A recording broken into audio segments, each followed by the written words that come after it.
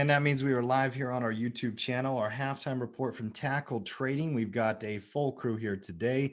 Guest Jake Larmore is joining us. He was on our podcast on Monday as well. Young trader, young gun. We're going to get his insight. We've got Mark, we've got Matt, we've got Cody as well. And your host here, Tim Justice. Let's rock and roll. Matty, how you doing first off?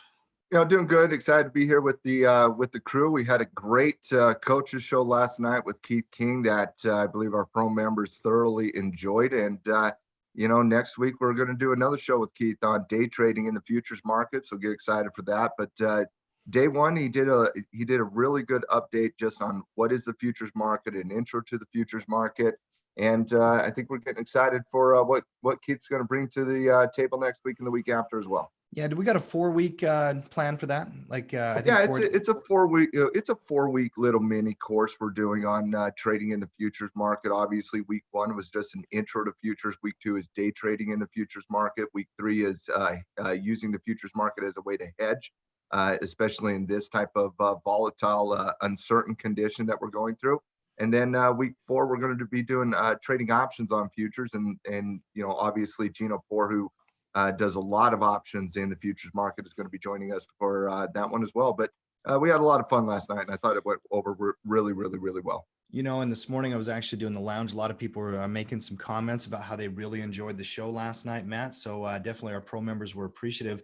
By the way, if you're brand new to our channel, as you come in and start watching channel, click the subscribe button, the bell, come and join us every day for a full market analysis.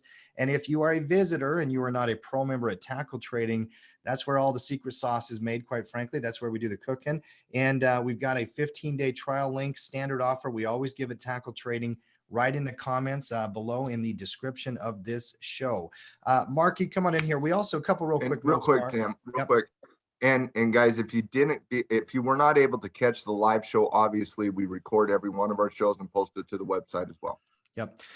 Mark, come on in here for 1 second. Tonight we have 2 shows. Is that right? And we don't normally have 2 shows on Wednesdays, but just kind of explain to our team tackle members, our pro members, what do we got going on tonight?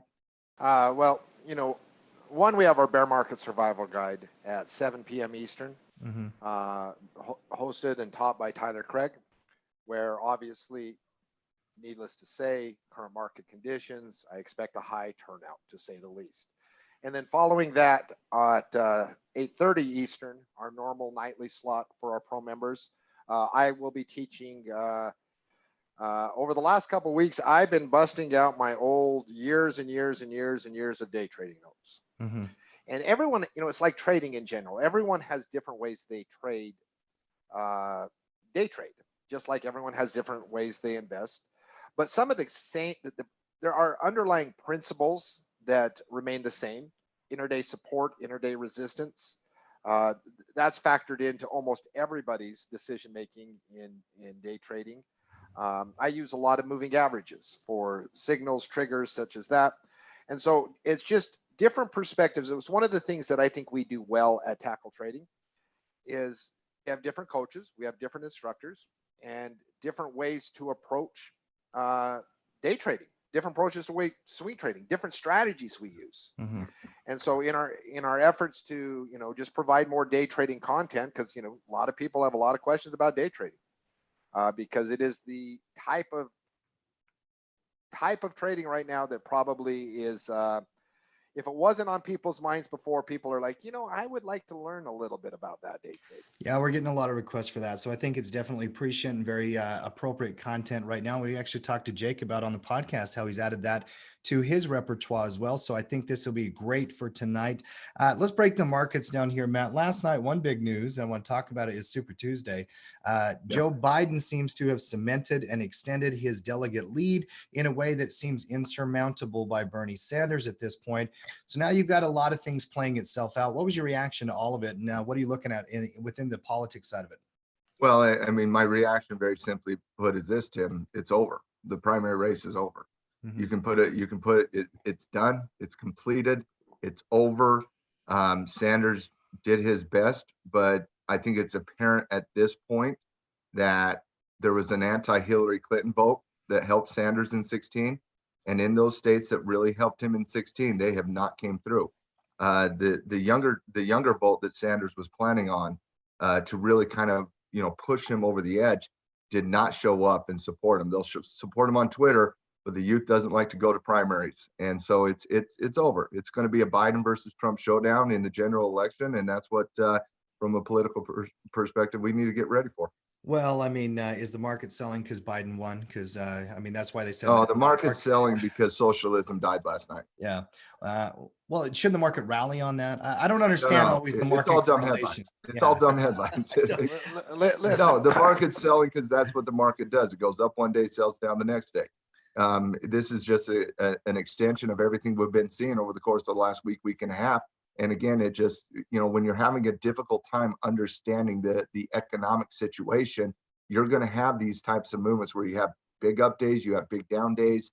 And the reality is the market's coming down today because, the market's a little spooked again. Angela Merkel, and I'll have Mark give the Corona update, but Angela Merkel came out today and gave some very, very glaring statements about how upwards of 60 to 70% of people should expect to get the coronavirus. And so there's still a lot of fear stoking the marketplace. Economically, I'll just give you one example very quickly today, Tim. Adidas, the CEO of Adidas, came out today and said their business is being tremendously impacted based on the corona concern, and they're losing upwards of $100 million every single week. This earnings season is going to be it's going to be fireworks, guys. It's going to be like the 4th of July fireworks type earnings season. And so I think there's some concern about how this is going to impact American companies. You see more and more companies every single day either revising their guidance to the downside or literally just removing their guidance completely. Hilton today just removed their guidance because they don't know the impact 6 weeks from now, let alone 6 months from now. And it's completely understandable from Hilton's perspective to say, hey guys, we don't know exactly what our guidance is going to be in 6 months because we don't know the extent of the problem. And until we start testing in the United States on a massive scale, we simply do not know the extent of the problem. Yeah, companies are obviously pulling guidance like you're talking about. They're saying that they're going to have extended losses. They don't even want to give information because they can't project it either. I read a bunch of downgrades as well. It seems like analysts are finally coming around to this. Mark, give us an update on where we are with COVID-19 and the coronavirus, because there's a lot going on there. There's a lot of moving parts, not only in Europe, but also in Asia and here in the US. We're now starting to see some of the cases expand. Mark, give us a full update on that if you can. I mean, a full update would require a lot of time. World Health Organization. Give us the quick version of that full update. It is really freaking bad. It is really bad. The World Health Organization just a couple of minutes ago finally officially declared it a pandemic. So they did? They just a couple of minutes ago, breaking news on that. So they officially came out. The World Health Organization just stated that? Just stated that a couple minutes ago. So they officially have declared it a pandemic. Like we should do a whole podcast special on what that means to certain pandemic bonds that are out there. Mm-hmm. But that's a whole different... Yeah, I got to dig into that. Real quick note on that. I think that there's a lot of Wall Street firms, I'm not sure exactly which ones, I heard Goldman Sachs, that have written pandemic bonds, Matt, that will now default. And they're going to take losses on this. I mean, Wall Street firms, there's going to be a financial fallout on all of this. Well, and I think that's what a lot of the debate and concern is at the Wall Street level. It's not just the extent of the concern with Corona, but it's that concern about what's that next leg drop. Is that next leg to drop? Is it the bond market? Is the next leg to drop? The debt-driven companies who have been using debt to buy back stock for the last 5 years. I mean, to me, I think that to me is a big concern for me about how these companies have been using debt to basically buy back their own stock, and how is that going to implode because they're now losing money on that, and they're in debt. So that to me is going to be an underreported story as well. So the WHO came out and called this a pandemic, Mark. I also heard that you were telling us a little bit in the pre-production about Angela Merkel and some of the cautionary things she had to say. Because there are literally like 30 noteworthy headlines like every 8 hours on the coronavirus. But if you had to say what is the headline of the day to help people understand the gravity of the situation, because you have so many people that are dismissive of it. And the science epidemiologists government leaders in other parts of the world, they are saying no. And I think the headline of the last 24 hours was Angela Merkel going before German Parliament and saying that up to 60 to 70% of the country's population would eventually get infected by the coronavirus. And reportedly, the entire Parliament was dead silent after she said that, as the gravity of that statement came out. We haven't had a world leader come out and give that type of, I don't want to use the word doomsday, but very sombering statement. And she says that because that's what the science says. That's what we know about the spread of the disease. Now, are there things that can help mitigate that? Social distancing, quarantine like they're doing in Italy, shutting down the country? Yes, there are. But I mean, I think that's the statement worthy of discussion, and that's the statement worthy of understanding that whatever if impact it has on human life, the economic impact is going to be likely substantial. Yeah. And whether government stimulus can even put a dent into that, at a minimum, certain industries, certain types of businesses are going to get impacted dramatically. Mm-hmm. I mean, there's a lot of discussion. I mean, you have people out there with investments, people out there trying to make decisions. And I think the coronavirus is the ongoing news story that will keep fueling potential negative sentiment if people like Angela Merkel and epidemiologists are correct in how this spreads. There's going to be severe economic impact. Well, specifically speaking of containment issues, we're not seeing containment or anything radical like that from a national government federal response perspective. But you are starting to see that from a state and local municipality perspective. New York State just quarantined just yesterday a certain location. I can't remember exactly what the location is, but a certain location that's seen a massive outbreak. They brought in the National Guard. I believe Ohio yesterday basically told the Biden and the Sanders campaigns to not hold their campaign rallies because of the fear. You've had multiple massive large-scale type conferences like South by Southwest, Coachella, and others basically either delay or actually shut down in their conferences. You're starting to see corporations shut down travel. You're starting to see corporations also tell people not to go to work. So you are starting to see from a containment perspective out of corporate America, as well as state and local municipalities take action. But again, where's the federal government in this capacity? They're still arguing with one another. Arguing, can't come to a consensus, still debate about how much money they're going to pledge, Matt. By the way, in England, you mentioned they actually came out, I don't know if it was 39 billion. Yeah. Was it Carney that did that, the Bank of England, or was it the Prime Minister? No. It was government. Government. The government did that. Now, the Bank of England, specifically looking at the British pound here real quick, GBP/US dollar, the British pound actually responded to, not the British pound, but the Bank of England actually responded today, and they lowered their effective fund rate down to about 0.25%. They lowered it 50 basis points. So we're seeing central banks act from a monetary policy. We're seeing governments act around the world from a fiscal policy perspective. But I think one of the concerns today, specifically in the marketplace, is the fact that when Trump put out his proposals for payroll taxes, you're seeing basically that saw the market kind of spike on Monday. Excuse me, that came out late Monday, so it spiked on Tuesday. But on Wednesday today, you're seeing bipartisan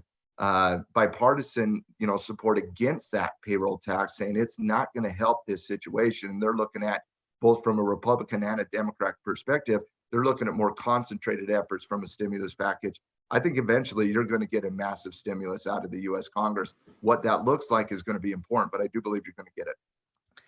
I believe so as well. And it's going to come in many different forms. By the way, speaking of U.S. government and Wall Street tied together, I saw some headlines today that CEOs and leadership from Bank of America, Citigroup, Wells Fargo, Goldman Sachs, JP Morgan, and others are going to meet Trump today, Matt. This feels like 2008 to me. It feels like that new Too Big to Fail movie when he called in all the guys to assess the situation and whatnot. Now, this might just be posturing by Trump, talking to the banks, talking to the guys on Wall Street, trying to put out a public image that they're getting in front of it. But I have no idea what it is Wall Street's going to tell Trump besides the fact that they're losing a bunch of money and that there's a crisis. The extent of the problem is what they're going to tell Trump. The Yeah. extent of the debt they have on their books is what they're going to tell Trump. And we better get ready for bailouts. Yeah. Yeah. It's what we're looking at, guys. We're seeing And interest here's rate the- cuts. Supposed to be And, holding a certain amount of cash due to what happened back with the big bailouts. Aren't they supposed to be holding cash so that that situation doesn't happen again? Not to say the banks Yes, are doing it. according to the Dodd-Frank Act, yes, Cody, that is a true statement. But the Dodd-Frank Act has been neutered over the last 3 years. You know, the bailout thing is going to be very interesting because Trump has a tendency, and this is the reason his base loves him, to listen to his base. He is very cognizant of who his base is, what they believe, and he listens to them. He's done that consistently. There's been several times in his presidency where he's came out and said something his base says, that's not what we like, and he's reversed course. So, I mean, his base really, really loves him because he's core to the issue. What's going to be interesting about the bailout thing is his base isn't exactly, the populist base isn't exactly pro bailout friendly. In fact, you're already No. seeing writers and comments that screw those people. They dug their own grave. They're, you know, and so you don't have the, it's not like immigration. It's not like abortion. It's not like some of these core issues. His base is not exactly bailout friendly. Consumer Main Street America will not support bailouts of banks and bailouts of corporations when they are struggling. but they Not might gonna support a happen. The payroll last tax bipartisan- cut.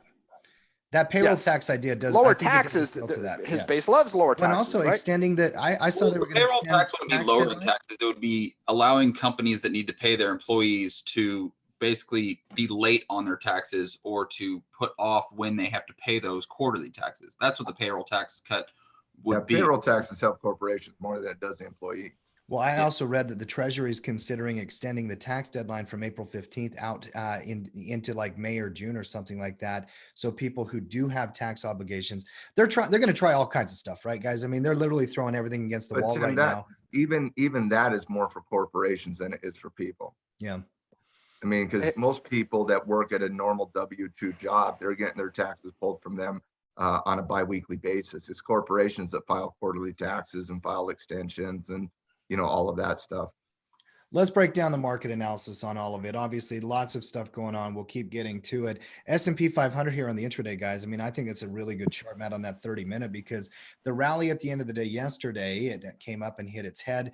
Yeah, by the way, technical analysis is a beautiful thing, Mark.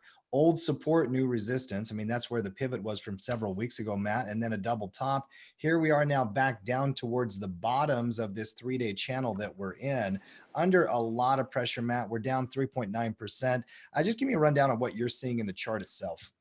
Well, I'll just speak, you know, removing every single situation economically, Corona, bailouts, removing all of those situations and just purely looking this from a technical perspective. You did get that double top on the market yesterday as the market was rallying kind of into the close here. It came in right to that same level right there at about 28.80, 28.90. And then on the overnight action, you saw a little bit of sell-off. A little bit of that was due to what was happening in the Eurozone and the Asian economic systems when they were opening up. And right here at the cash open, you had a little bit of a bounce, but it came right into this cluster of moving averages that we've talked about quite frequently. And then it came into this trend line here. And now what you're seeing is you're seeing another breakdown. Perhaps that breakdown channel is right there at 27.50, but you are seeing a breakdown from a technical perspective, and you should expect a little bit of lower prices throughout the rest of the day. Yeah, definitely under pressure and showing a lot of bearishness. By the way, the Dow's down almost 4%. The NASDAQ has a very subtly different chart, but only on the weekly chart, Matt. Back this S&P back out to the weekly, and let's just kind of compare that and tell me if I'm seeing something or if I'm up in the night here. Obviously, the S&P is down near some support and some pivot, but in free fall. You look at the NASDAQ on the weekly, and it was the best performer for a very, very long time. Just a little bit better chart because of old resistance and the pivot. If you're going to be looking for building a watch list, maybe in a couple weeks, couple months, whenever it is that those signals come in, tech still attracts me. Mark, let's get your perspective on that first. Well, you asked me, so let me answer. Yeah. In terms of the chart, yes, there is a subtle difference between the NASDAQ and the S&P 500 chart. But I'll tell you right now, I'm not looking at this weekly chart as an opportunity to enter into positions until I start to see positive news coming out of Corona and positive news coming out of economics and what we see with what the federal response is to this. I think all of those are much more of a concern in terms of our response and understanding the gravity of the situation far more than whatever weekly chart is looking at. Yeah. Sometimes we mince words, and let me be particularly clear. Individuals, you've seen some of these, oh my gosh, the Fed's doing something. Oh my gosh, Biden won the election. Oh my gosh, Mnuchin said something, and you see these huge rallies. These huge rallies, and then some individuals are like, all right, I just need to go up a little bit more and I'll get out of that big, huge loss because I didn't have a protective put. Or some individuals are like, okay, that has to be the worst of it, and they get suckered in. Because the plain and simple fact is the coronavirus is a real, genuine economic threat to the infrastructure, to business profits, to the economy. And it is just a genuine threat. So whatever the nonsensical reason for a rally is, reality sets in the next day. And we've seen that happen now for 2 straight weeks. You get a rally based on whatever, because from a technical analysis standpoint, when you get in oversold conditions and then there's a positive news headline, short sellers You cover. got about 150 companies in the S&P 500 that either have lowered their guidance or have removed their guidance. So no, this is not a technical situation for me outside of day trade. And so when you say like build a watch list and look, like it is insane to me for someone looking to enter the market now with what we know about the coronavirus. Yeah, but preparation on a watch list has nothing to do with entry. I mean, it might be 6 months from now to build a watch list. No, but the difference between the chart on the S&P 500 and the NASDAQ on a weekly basis has no role in that. Has zero role in it, just because something might be down 0.5% more or not. So to answer your question, yes, you're up in the night. Yeah, up in the night. I like it. Well, up in the night and also during the day is Jake Larmore. He's been day trading quite a bit recently. Jake, as you've been watching the volatility, we talked about it on the podcast on Monday. You've been playing these intraday charts much, much more because quite frankly, it might be the only place you can actually trust. What's your read on the price action on stocks right now, Jake? I feel like there's a magnet towards bear market territory, right? So on the S&P, that would be about 2715. Whether or not it's today or over the next few days, I feel like that's something we're gravitating towards. But I usually ask myself a few questions when I day trade. 3 questions that always kind of keep me tried and true. I ask myself, what is the market doing? What is the market trying to do, and how well is the market doing that? And right now, I feel like the market wants to break down below the 2750 level. It's not doing a great job. And it's kind of channeling sideways on a small little tiny time frame. So I'm using those kind of questions to kind of keep me grounded in my trading, but I'm looking for lower prices heading into this week. All right, Jake, I have a question from a day trader perspective. Talk shop a little bit in front of a bunch of people. Yeah, what's up? All right, so like on market rallies in particular, for me in my trading and what I'm doing, like because I have this bearish bias, and absolutely, yeah, and I'm a perpetual bull. I have a huge bearish bias right now because I think these short-term rallies, whether it's Biden, whether it's whatever, are nonsensical. And that there's real fear, there's real underlying thing. So I go into my trading with a bearish bias. Now I'm aware of that and I try to guard. But then no matter what my bias is, I'm still going to look for a technical signal. Will you go back to a 15-minute chart or 30-minute chart, whatever, Tim? And so like when you have these rallies, how do you potentially look for a reversal signal? Like what is the signal you look for? So something hits a double top, all right, like Matt pointed out, and you're like, all right, so this is fitting my premise. I think there's a good chance for reversal. What's the thing that triggers you into a trade? Like what I'm looking for is because I consider if I'm trading the equity markets like the S&P, the NASDAQ, I find them to be very big fading markets, a lot of bull traps and bear traps. So what I'm looking for on if I believe if the market internals are reading red, if everything's kind of leading lower prices, I know everybody's trying to be short. So that means that you're going to have these massive snapback rallies that are going to just trigger everybody's stops. So I'm looking for where are people putting their stops, you know, those resistance levels, you know, above triangles, above consolidation patterns. And I'm usually going to stick my order to enter right where everybody else is to try and capture a few points of upside when it breaks, because it usually moves quite a bit. So on those stops, are you using horizontal support levels as your primary guide? I mean, what's the technical? Traditionally, yeah. Traditionally, I believe horizontals are tried and true for everybody. So I'm a big person that I want to know what everybody else is doing, right? So I think and very quickly, horizontals let's are define pretty- horizontal versus vertical support level. So when you say horizontal, Jake, versus Mark, when you say vertical, what would that difference be? So for example, earlier I was mentioning the level 2750.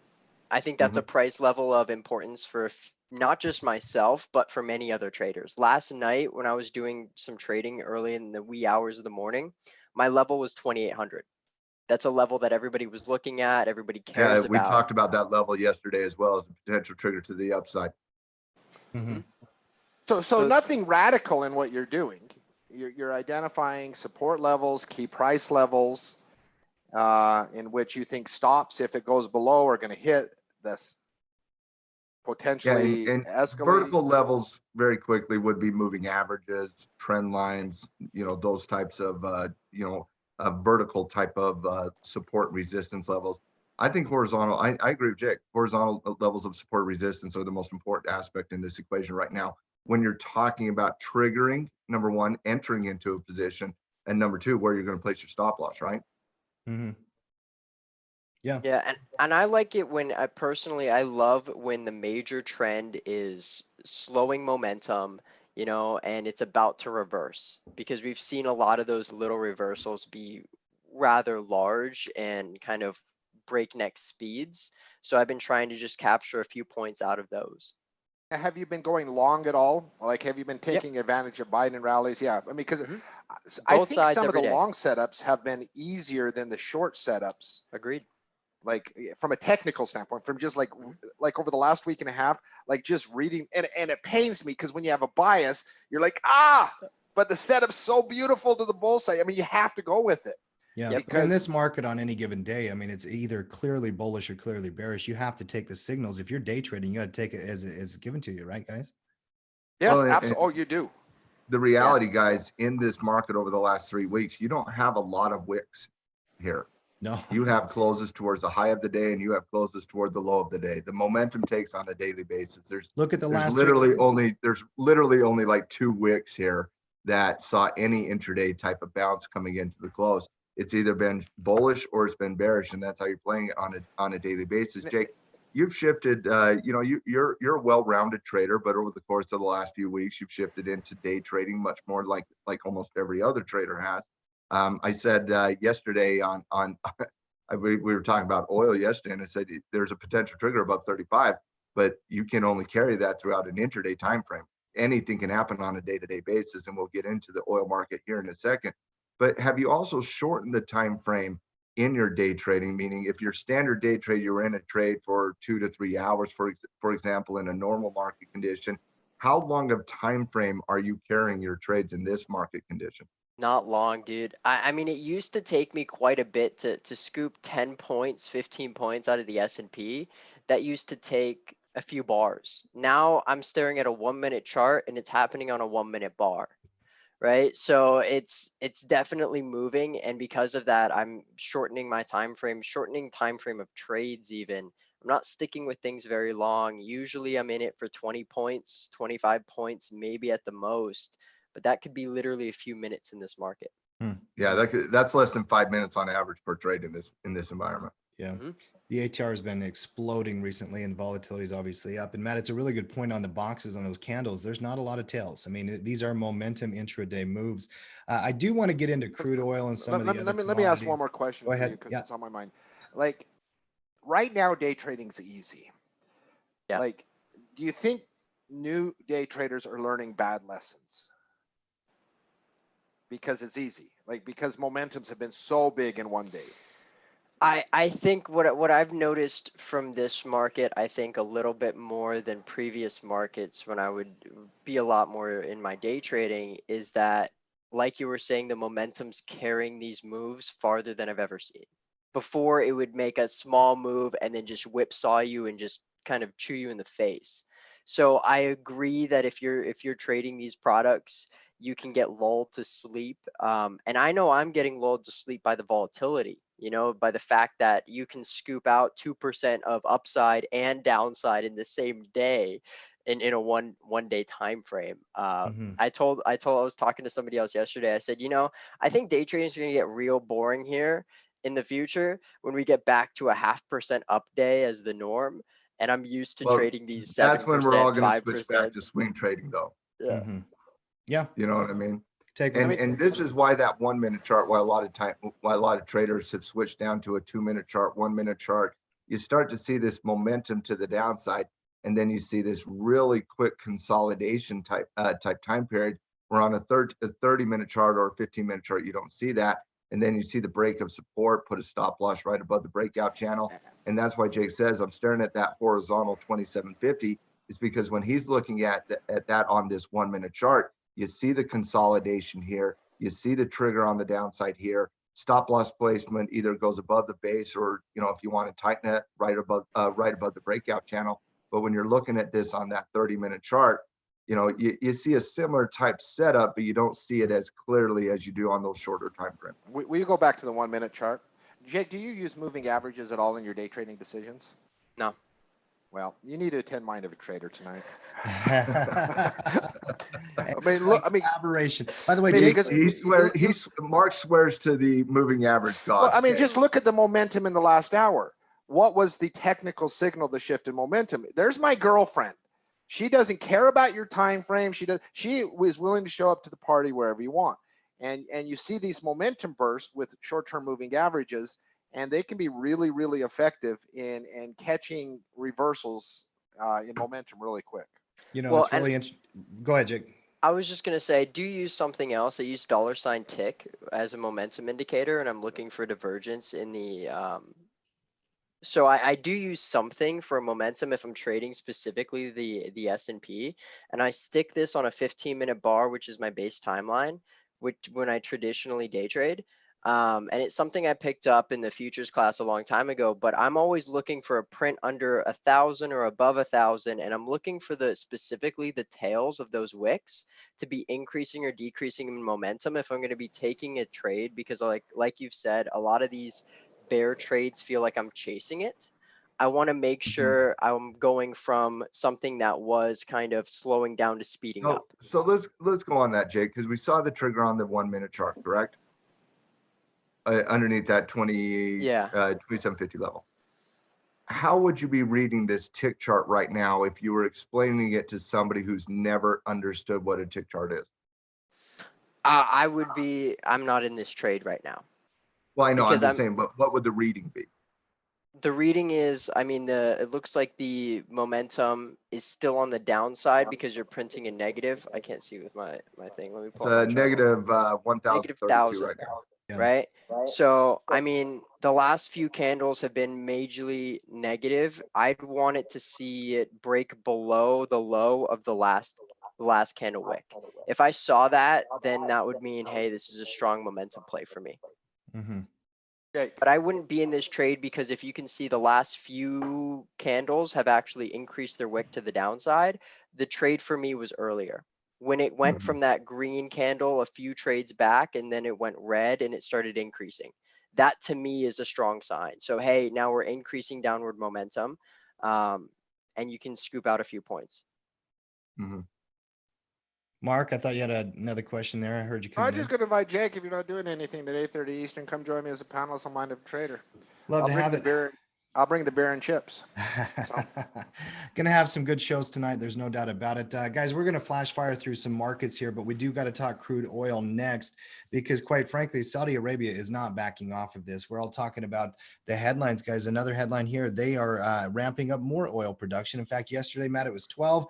Now it's 13 million barrels per day from what I read out of Aramco. I don't know how to read this oil market in the short term besides volatile and unpredictable. Matt, what was your reaction to all of this? You know, I think it gave me additional confirmation that Saud's in this for the long haul until Russia basically complies with what they're asking. So what I'm And hearing, Matt, if is we you know, like, hold on, if we know anything about Russia, Putin can be extremely stubborn, especially since he just changed the legislation in Russia to allow him to be president for till 2036, I believe. Wait, that So I happened? mean, it does seem like Saud's not bluffing here. No, they're not bluffing. They're coming out full force, full guns here, Mark. Mark, in the long term, who's hurt most by this? Saudi Arabia, Russia, or U.S. frackers? well, I think in the long term, what I heard Matt just say is that the bet you and I made yesterday on the over under 6 weeks, he likes my side of it. Of the over? You know, he likes the over of 6 weeks on this. I would adjust my my timeline on that Your if line? I would have known the news today. So once, so what did we bet yesterday, Tim? It's Two when they're cartons. going to come to the table and have some No, kind it of was positive 2 resolution. cartons of cigarettes? Is We that didn't what have we an bet? actual bet, but Yeah, that's what I heard. I'm gonna go happy to- edit it. I'm happy to hear some kind of wager. There's no doubt about But it. actually, for smokers out there, listen, if you ever needed a reason to quit, coronavirus, public service warning, it's a respiratory disease. Smokers are at higher risk. Yeah, that's what I hear as So, well. Matt, technically no, here, let me answer your question ahead. though. When you look at the totality of a war and who is the most susceptible, I mean, Russia can prop up its economic system. It can prop it up. Saudi Arabia can prop it up through whatever means. Frackers are at the mercy of these two parties going to war. They're really highly leveraged. The energy bond market right now is like, you ain't getting refinancing from me, bro. Smaller companies with really bad balance sheets in the U.S. It's only a debate of what percentage of the companies would go out of business in a prolonged situation. Even oil, people are like 15, 20%. Some people say 50.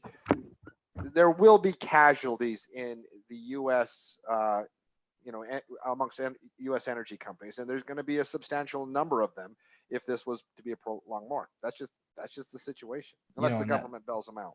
And that was some of the data I heard from Goldman Sachs as well about their energy portfolio, where they're going to have write-downs. There's no doubt about it, and they're going to have losses not only within their investments, but the companies themselves, and the trying to refinance for some of these U.S. companies going to be very difficult.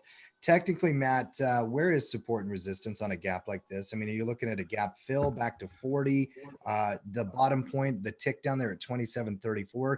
If you had to even try to draw some lines, If I had to determine exactly where support and resistance here, and it really is fascinating because it's 35 and it's 30, in my opinion. The 27 tick, I mean, obviously that's going to work as an intraday level here, Tim, but the reality was this 27 tick happened during the time period where you had the market was just trying to figure out what Saudi Arabia was doing and their declaration of an oil war. And so obviously you had a lot of momentum.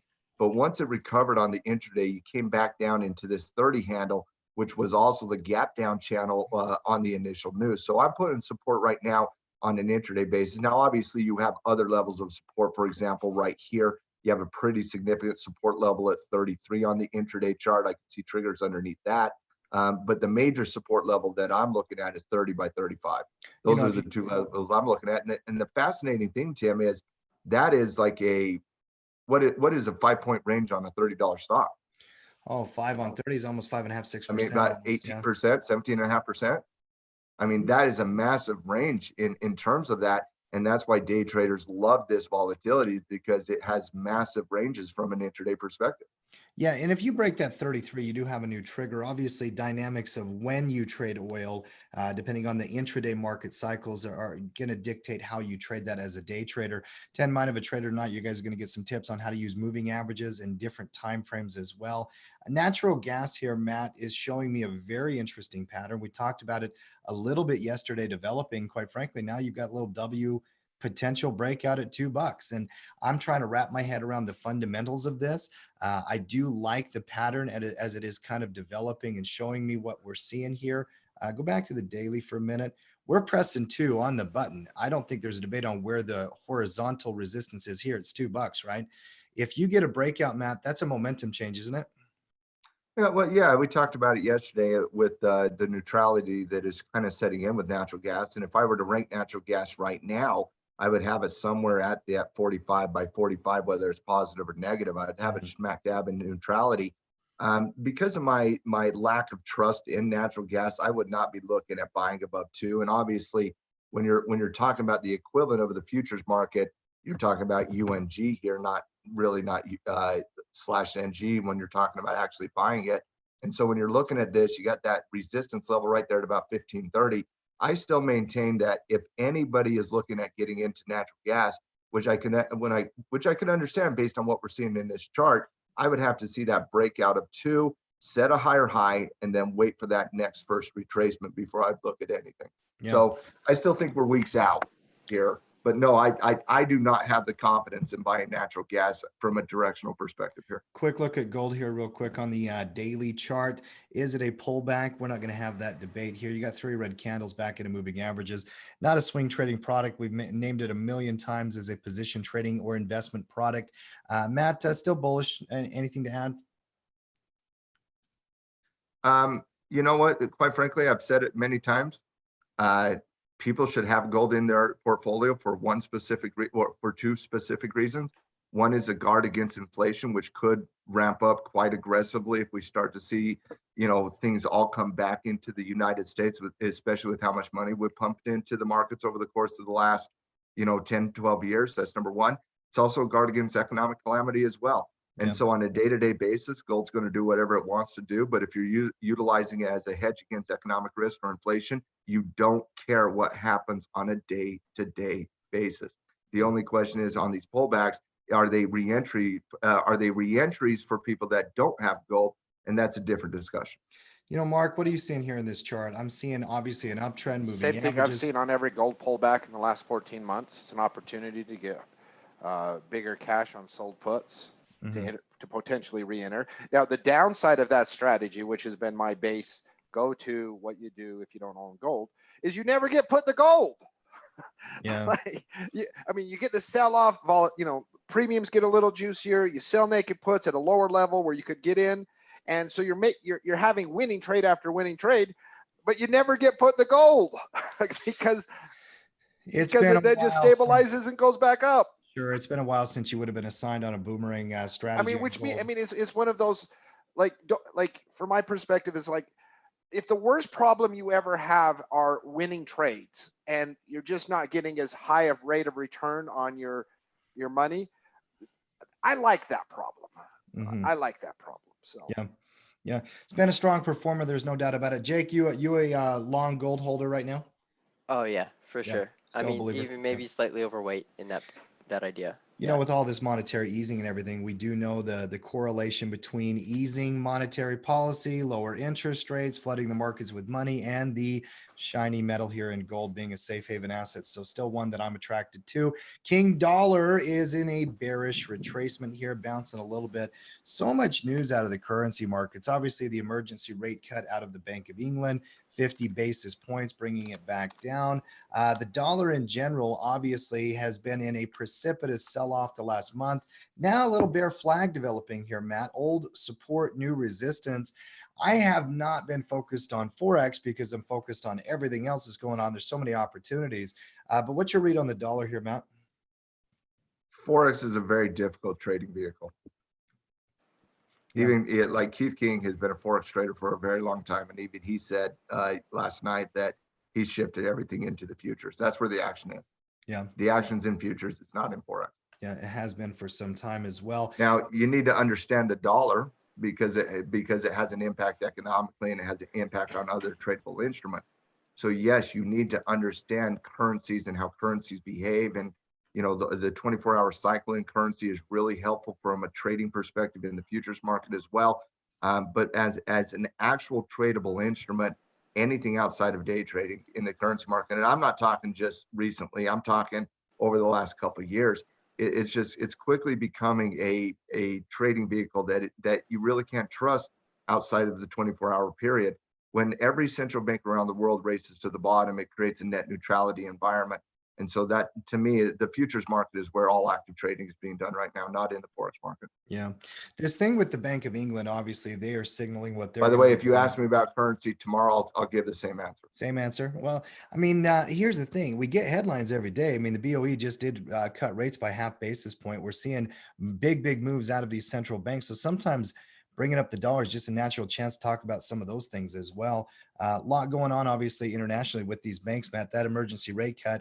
We're going to get more of that. The ECB in the morning, by the way, do you expect them to lower rates? They have that big meeting. I do. Now, what they do, I mean, they're already at a negative interest rate. The Bank of England was at a 0.75% interest rate. So I do expect them to act. How aggressively they act, Christine Lagarde said today they're going to act. So it's just a matter of how aggressive are they. Bitcoin is dropping. It's moved into bearish pivots and bearish downtrends. I got to bring in the young gun first here on this. Jake, very concerned about cryptos right now. I would be. Yeah, I mean, I don't see a bottom to it necessarily, especially in this marketplace where everybody's shifting risk off environments. I consider Bitcoin a risk category above that of the traditional equity market. So when everybody's in a rotation basis of looking for safety, looking for bonds, looking for those kind of havens to place capital, I really don't think that this is being seen as such. No, it's not a safe haven. There's no question. Hey, Jake, you've been a crypto guy for quite a long time, right? Really kind of since, I want to say like 2017-ish type time. Yeah, early 17, yeah. Early 17. And you've traded a lot of cryptos. Where do you actually trade or invest in cryptos? It's not in the futures market, correct? Actually, that's if I'm trading, that's where I've transitioned to. So yes, I didn't like, dude, the spreads on all of the trading are ridiculous, and they have been for a while. And when I was first originally trading Bitcoin, it was during the 17 kind of bull run where nobody cared if you're paying 5% on an entry and a 5% on the exit because it moved 20% in the day, right? I got tired of that though. I really did. I'm like, man, I'm getting a haircut every single time I click the dang button, and I didn't even trust the back end of where I was storing my capital. So I feel much safer, and even I feel like markets are going to be a little more stabilized in the futures market, a market that I trust, a market that is far more widely utilized by the investment public. So that's all my trading. Now, my holding on a different situation is, of course, the actual coins themselves, held in cold storage. Careful. Don't forget where they are or what the code is. I did see some headlines recently where some individuals lost 50-60 million dollars worth of Bitcoin because they forgot their password, Jake. So Well, I have secondary and tertiary backups stored in multiple locations sounds like a and plan. engraved in metal. So I'm not worried. Sounds like a plan. Let's talk some companies here today, guys. Pepsi, they're actually buying Rockstar Energy Drink and in a move of acquisition. I don't use the energy drinks, but obviously not a bad idea for Pepsi to keep accumulating stuff when things are cheap.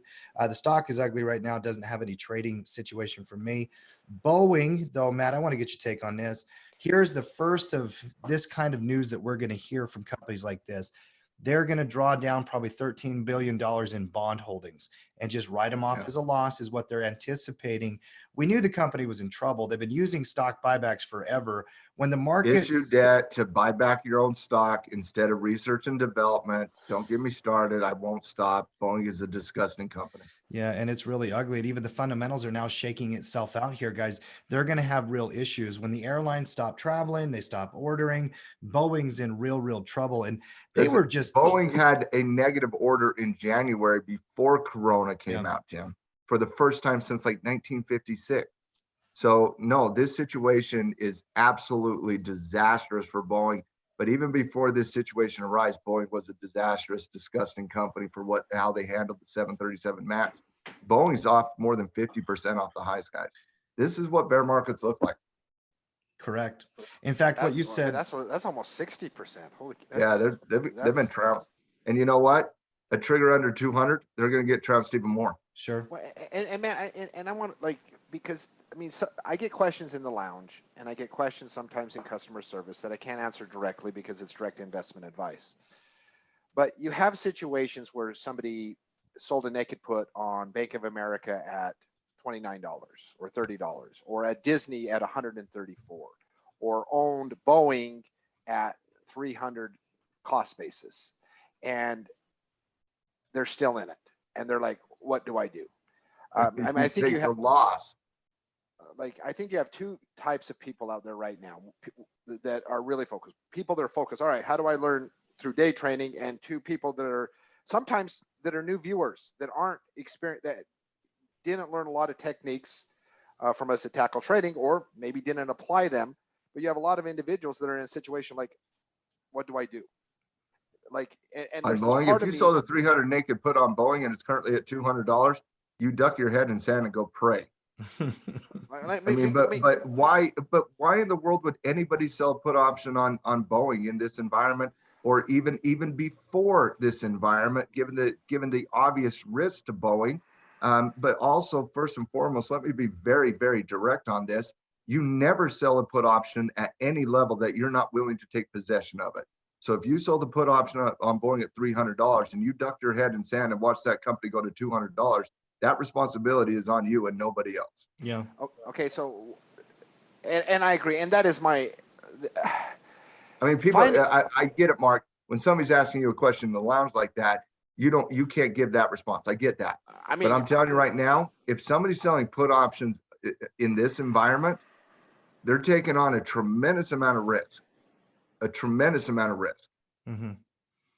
So when someone is trapped in a trade that weren't The looking hardest part of trading is to take a loss when you're obviously wrong on the position.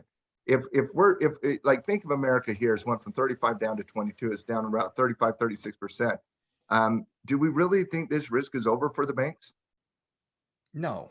We're just we don't even This is the understand the biggest risk. fundamental problem with the banks yet. 100%. The banks are in some very nasty financial situations. You're going to see banks collapse here, guys. Yeah. That's going to happen. Hold on. You're going to see cruise lines collapse here. You're going to see banks collapse here. You're going to see energy companies collapse here, because every one of these companies have been using debt, borrowing money at historically low interest rates to buy back their own stock and pump up their stock, just to keep their stock afloat. So when these types of environments hit, you can't get out of that debt situation. So coming back to, answering the question, I mean, Bank of America at $30, you're going to have to take possession at $30, or you're going to have to take the loss on the put option. You have that choice. Now, Matt, I don't think you've given a better answer to a question. I mean, not that you don't give good answers. Anyways, I loved the answer is what I'm trying to say. But let me get into the mind of a lot of investors out there. But Matt, what if it goes up and I can get out at less of a loss? That's not the analysis right now. That's hope. That's not the analysis right now. The analysis right now is we're in a very uncertain situation. We don't understand the true economic impact here. We don't know what the government is going to do when a government right now is not even admitting it, that is not even being transparent, that is not even testing. We don't understand the economic risk right now. We don't understand the degree of the corona risk right now. All we can do is make decisions in this moment in time. And to me, you have to be cautious and you have to be conservative. And that has been the message we have been putting out for the better part of the last 2 months. 2 years. And I think I was specifically talking about corona, but yeah, but everything you just said there, I think 3 months down the road, people could look back and play back and be like, wow, that was really spot on. Yeah. But Matt. And there are those buts. There are those buts where the market is V-shaped recovery here. But we're not talking about December of 18 when you have a trade war going on and you have an economic response to that. You're dealing with a medical healthcare situation where the World Health Organization just called this a pandemic, where Adidas literally today said they're bleeding $100 million every single week, where Apple just warned on their guidance, where 150 companies have warned or removed their guidance. From an economic perspective, you're still dealing with one of the most overvalued markets, and we have not even technically triggered a bear market yet. Okay, Matt, number one, for my gauge of sentiment, the number one thing out there is the, oh my gosh, I'm just going to hope it goes back up. Here's the but number two. Everybody's stupid. This is the biggest overreaction I've ever seen in my entire lifetime. And this is a great buying opportunity, and there's no way I'm selling it. And it might be. But that's a might. That's not a probability. Right now, we have to make decisions based on what we know. And economically speaking, we got to be data driven. And I just want to remind everybody that just 2 weeks ago, China released their worst PMI data that has ever happened. And that was on a number where we only dealt with this situation for 2 to 3 weeks. We haven't even seen the PMI numbers come out of the US. So from an economic perspective, yes, we have to be patient. We have to be cautious. But guys, the reality of this situation, you're seeing massive government responses, massive central bank responses from a fiscal and a monetary policy, and they would not be doing this if they did not see something nasty coming down the road. They don't lower interest rates because of what's happened 6 months ago. They lower interest rates in preparation of what's going to happen 6 months from now. The Central Bank of the United States in 07 started lowering interest rates in 07. It wasn't, the consumer America didn't wake up to that problem until Lehman Brothers went bankrupt in September of the following year. And the stock market was already down 40% in that. When the Fed, how many times have I said, when the Fed lowers interest rates, it's not a positive thing, guys. No, it's not a positive thing. It is a negative thing. I want everybody that is watching this live or is watching on a recording to go back for the last 3-4 minutes and listen to what Matt said again. And I don't think I've ever said that before. I think what you just said was so freaking spot on from a broad analytical perspective that it is worth re-listening to. It is worth re-listening to. And I'm just going to say out there, for those individuals that are making their investment decisions off of Facebook posts that have cute little coronavirus things, I would just like to counter that with a statement that was just released. World Health Organization's out and about today with statements. The Director General said he is deeply concerned by both the alarming levels of spread and severity and by the levels of inaction by governments around the world. He says, we cannot say this loudly enough, clearly enough, or often enough. Countries can still change the course of this pandemic through action. So, till we see that action, this has been our stance for 5-6 weeks. Until we see this coronavirus stop its spread, there's risk to the market. We've been saying that for 6 weeks. Yeah. Why Listen, would we change today? If you understand what other countries are doing around the world and the aggressive draconian measures in some capacities they're taking to risk their economy to shut down this virus, and then you look at what America's response has been, it's very sad. I agree. I mean, because even if the coronavirus is just another flu, that's just a more severe flu, the economic impact of this is really, really startling. Really, Mark, really this startling. is the corona situation is going to come and it's going to go. It's not going to destroy the world. This is not the Black Plague that wipes out 33% of the world population. Not even close. It's not even close. It's not even close. Like in terms of the actual scariness, Ebola was a very scary situation because if you actually got that was a death sentence. I truly believe that the corona situation, once we start testing, the data will actually be more positive. Even though we'll show more cases, I think the mortality rate is actually going to come down, which people will take as a positive. So I don't believe that the corona situation is going to spin out of control and it's going to wipe out the world and, like millions of people. I just don't believe that. I believe it's going to be a scary situation that we look back a year from now and say, wow, I'm glad I prepared for it. I'm glad I prepared for the worst, but I hoped for the best. But economically, you can't debate that economically because we've already started to see when the third largest economy in the Eurozone shuts down their borders, guys, watch out for their economic data. They're going to default on their debt. When China has PMI numbers in the 36 range, that doesn't cure from a supply side economic problem overnight. What was the Adidas number? The Adidas number was 100 million. And remember, we had Pete Thomas on the podcast just 2 weeks ago. And he said, Matt, one of the biggest concerns I have, I call it the Adidas factor. He said, because China does like 20% of their sales out of Adidas happens in China, and Adidas is one of the #1 brands in China. And China's sales of Adidas even 2 weeks ago had plummeted upwards of 90%. The housing market in China is not going to come back overnight. So economically, you're going to see this play out over the next couple of years.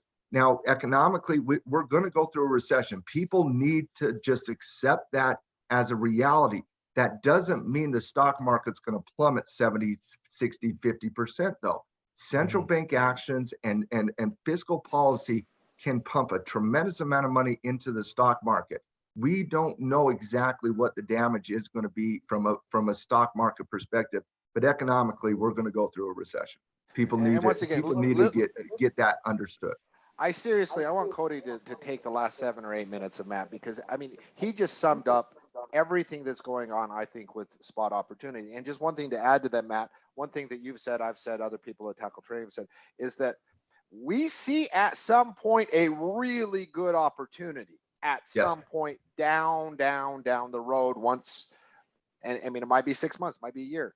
I mean, there's going to be, it might be 6 weeks. We don't know. We could go through the fastest bear market in human history because of how algorithms work, right? Well, I mean, that's the thing about bear do not markets. know. In 2020, market volatility is so much faster because of the algo markets, Matt. We saw it in 2018, 2.5-month run. We went down 25%. Right now, here we are. And Jake, I thought one thing you said earlier was so smart. The market feels like it wants to tick into bear market territory. And it does feel that way, guys. Well, and if it does tick into bear market territory, which is technically a 20% from the top to the trough, that will be the first time in our history in the stock market that a president in their first 4 years have had 2 bear markets. Yeah. Jake has said, by the way, some of that is fiscal policy, but a lot of that is out because of algorithms. Algorithms simply drive the markets up faster and they drive the markets down faster. It has nothing, in my opinion, it has nothing to do with who the president is. It's really just algorithm. Let's get some final thoughts here from everybody. I'm going to go with you, Mark, first. Go ahead. 2 things. One, Jake, I don't know you very well, but I've interacted with you a little bit this week, and I'm very impressed with you, young man. I hope we see more and more of you within our tackle community, within the podcast, here on the halftime report. I think you have your hope that not all millennials are freaking hopeless. And there's a reason everybody that meets Jake wants to adopt him. You're a likable, smart. Not me. I don't want to adopt him. I'll put him in timeout. But I've got a different perspective. One other thought, ahead, Matt, that last 10 minutes was brilliant. Boy, I'm just handing out compliments here. What's going on with you? See, don't compliment Jake. Here's the thing. I haven't said a word since Mark complimented me, because I think he gave me more compliments today than he has in his entire life. Mark, you're going the wrong way with Jake, by the way. What you got to do to Jake is say, Jake, you've had great success in the short term. Be cautious. Make sure that you're following your rules and do not let the ego get to your head.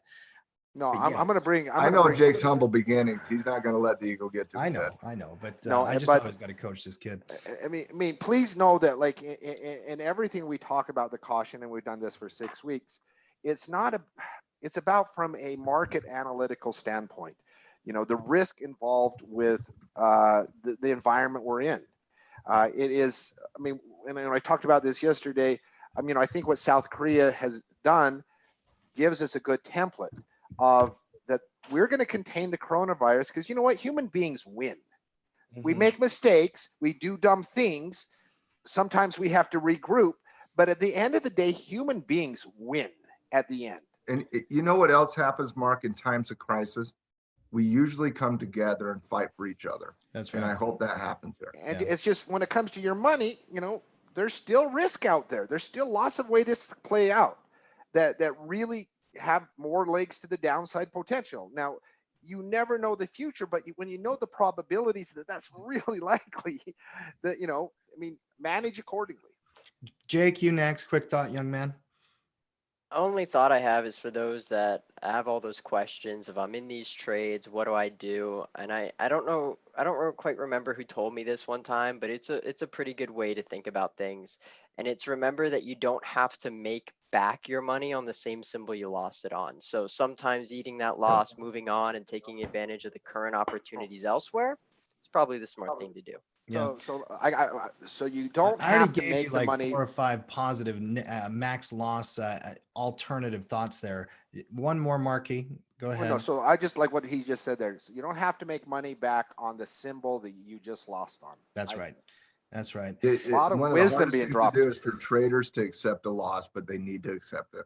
Gotta And take the definitely don't hit. try to revenge trade on that one stock either. Yeah. No, Yeah, don't and Revenge don't trading is revenge never trade good. it. Never try to Nope. revenge trade. We're And like, That never works out. Oh And my don't goodness, we've turn all done it too. trades- Don't turn trades into I've done it in investments. the last year. Yes, we've No, all we done all it. But revenge trade. Yeah. Yeah. Don't do it. It's dumb. I'm going to get it back. My only I'm gonna make last them one pay. here is there's more to come. Don't turn trades into investments. Trade your plan no matter what. If you have a day trade, make it a day trade and execute it. Don't let that end up becoming more than that. Matt, take us out here, young man, with the final thought. Recessions are a much scarier word than they are in economic reality.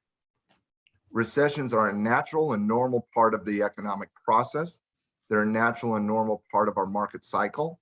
This will be the 14th recession we've had in the last 100 years. They happen every 8 to 10 years. What they actually do is they reset the inflationary scale. That's number one.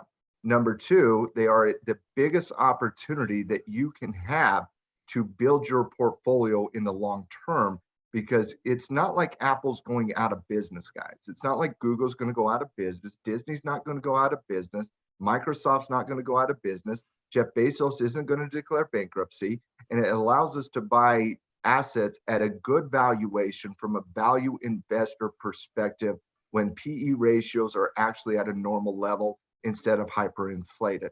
We have to learn how to protect in this environment. We have to learn how to day trade in this environment. We have to, if we don't know how to short and take advantage of decreasing price action, then we need to get into that bear market survival guide and learn how to make money on the downside of the market, because price simply exchanges hands in the financial world. But I don't think we should ever get like, I'm nervous about the corona situation. I'm nervous about the economic situation. I don't want to see people struggling, but that doesn't have to be us in this environment within the team of tackle trading. So That's right. let's obviously be conservative in this environment, no doubt about that. There's going to be a massive buying opportunity at some point, and let's not fear the recession. Let's understand it. Let's understand it from an economic perspective, and let's get prepared to take advantage of it one way or the other. Teamwork to make the dream work. As we end the show here, guys, put it in the chat, our official hashtag Team Tackle, because that's really what we do here. We'll be back each and every day here, 12:30 Eastern, live whenever the markets are open. We'll be helping you understand it with the news, the charts, everything else that's going on in our mind. Before you bounce out of our channel, subscribe, click the bell, give me a thumbs up. And if you are looking for a community of traders that can help you day by day, week by week, month by month, year by year, come join us in our pro membership. There's a link in the comments and in the chat below. Guys, we're out. We'll see you tomorrow.